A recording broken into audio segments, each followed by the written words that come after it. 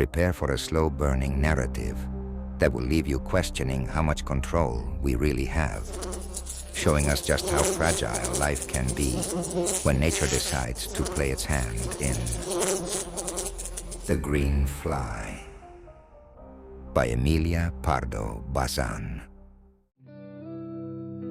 We were lounging, or at least pretending to, on the large terrace of Alborada, trying to catch a bit of cool air on a scorching August afternoon. It was one of those rare dog days of summer when the usually pleasant climate felt heavy and oppressive.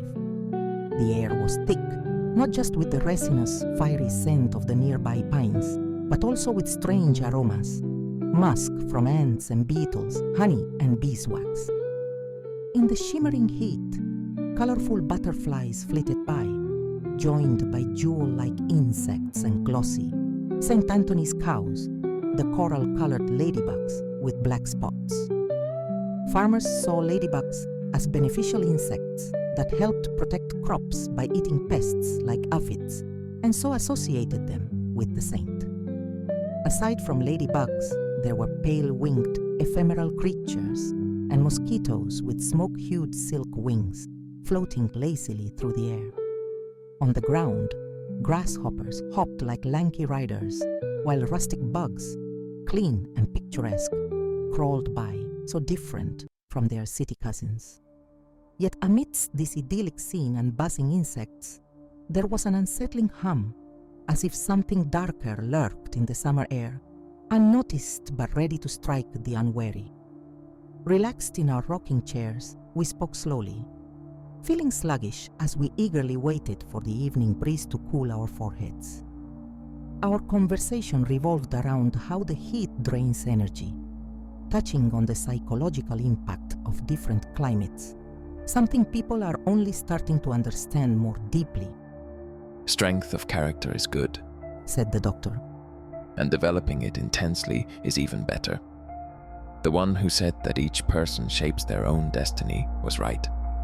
But here, surrounded and overwhelmed by nature, I'm struck with such a sense of fatality that I hardly dare to think about resisting it.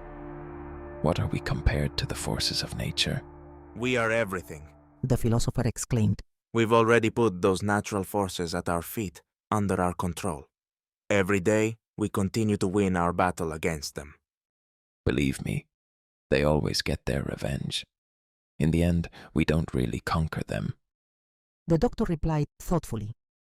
As the sun sank gloriously toward the chestnut grove, and the gentle, moisture-laden breeze drifted in from the mill pond, refreshing us, the doctor decided to share a story from his medical career to prove his point. There was this charming young man, Torquato, who was the son of a widow. I met him at the thermal springs at the Caldasrojas spa in Galicia, and every afternoon we would walk together along the quiet roads and nearby paths. He confided in me, sharing his hopes, dreams, and the hard work he put into everything he did. The dignified poverty he and his mother endured after his father's death, along with her struggles to keep them afloat and provide him with an education, profoundly shaped his character. From a young age, Torquato matured quickly, developing an extraordinary willpower that never wavered, with a brilliance that manifested itself not only in artistic creation, but in his entire way of life. By the age of 11, Torquato was already keeping the accounts of a small shop in the ancient university town where he lived. By 13, he was doing the same for several other businesses, earning enough to support both himself and his mother. His studies were not neglected either, though the hours he needed to devote to them had to be stolen from sleep, that most precious commodity during the turbulence of adolescence. Yet Torquato seemed to have mastered even this challenge. While others of his age were distracted by the usual restlessness of youth, his focus was unwavering. Neither passing curiosities nor youthful infatuations could sway him from his path. So singular was his determination. His days were meticulously structured, each minute accounted for. Every task, whether washing, brushing, eating, or sleeping, had its assigned time. and Torquato adhered to his schedule with the precision of a clockmaker. Not a single moment was wasted. I misspoke. There were times when Torquato would steal hours from his own sleep, taking on overtime work to cover his tuition or indulge in some rare but well-deserved pleasure. Pride never stood in his way. He wasn't above any task if it brought in the money he needed. He would have polished shoes if the price was right. Instead, he wrote speeches for graduates, sermons for priests, brochures for industrialists, and reports for association secretaries. Anything that earned him a coin, a connection, or perhaps even a sponsor. And so, when he completed his studies with distinction, he secured a modest job at the university. It didn't pay much, just enough to get by, to bide his time, and hold on until one of his many grand dreams came within reach. When I asked Torquato if he had ever been ill, knowing how easily an illness can ruin someone who has their expenses exactly matched with their income, he laughed and replied, Ill? I never had time to be ill. The only thing that's ever troubled me was my stomach, and that's why you find me here in Caldasrojas, walking these roads, idle. And would you believe it? Without my mother for the very first time in my life. I'm completely swept up in it all, drunk on the fresh air, the scent of flowers and trees. But don't think for a second that even now I've strayed from my path, no matter how much my youth gets the better of me, and there are times when it stirs my heart as well, wild and uncontrollable. My will remains stronger than anything. I am the one in control.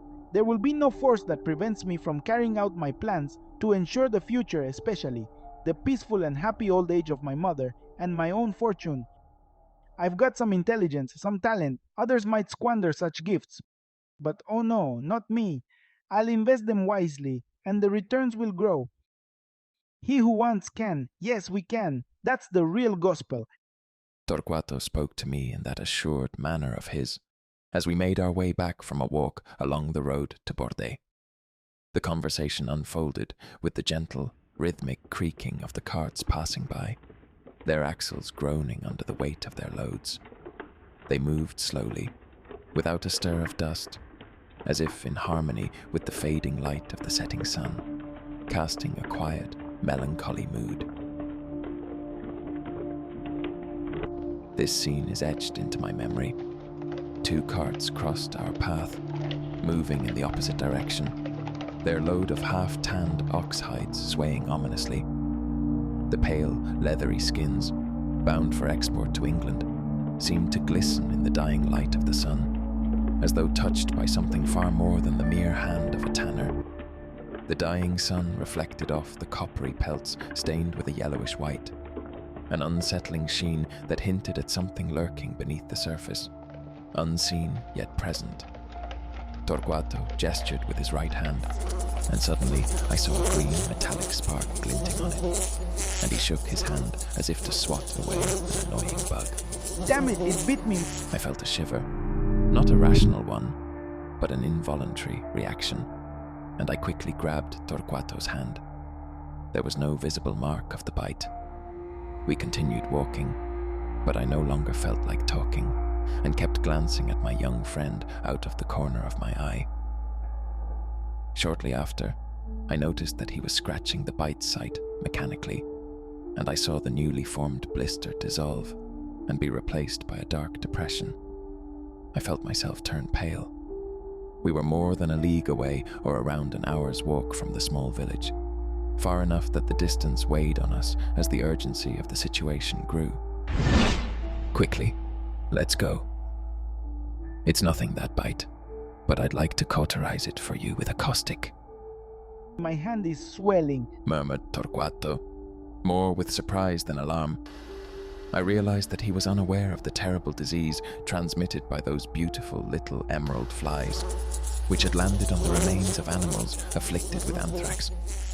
Anthrax, I repeated to myself, trembling with horror and pity. Anthrax, the malignant pustule. I will shorten the account of that tragedy.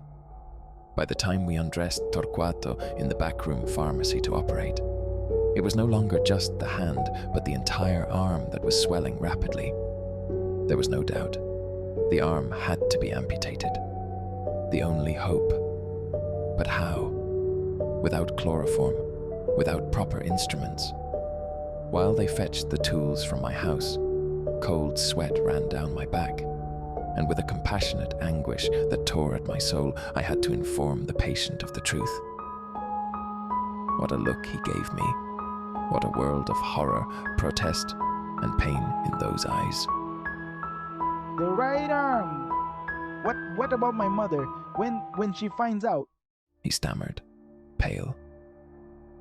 It's all about willpower, I uttered, I think more horrified than the victim.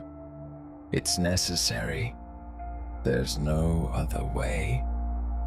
How many times have I regretted the torment I put him through, whether due to the inevitable delay and indecision of those first moments, or because the infection came in full force.